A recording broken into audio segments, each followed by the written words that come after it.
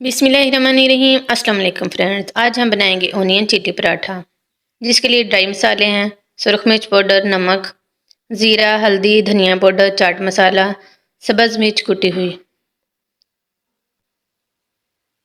Fresh دھنیا لیں گے کٹا ہوا،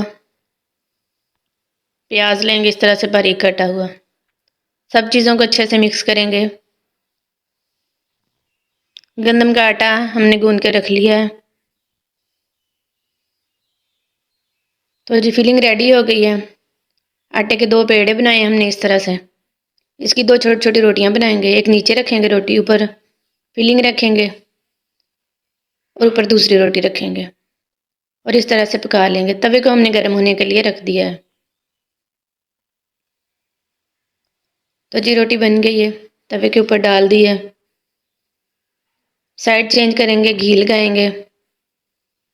اگر آپ میدا پسند کرتے ہو تو میدے سے یہ والا پراٹھا بنا لیں۔ ہم نے گندم سے بنایا ہے۔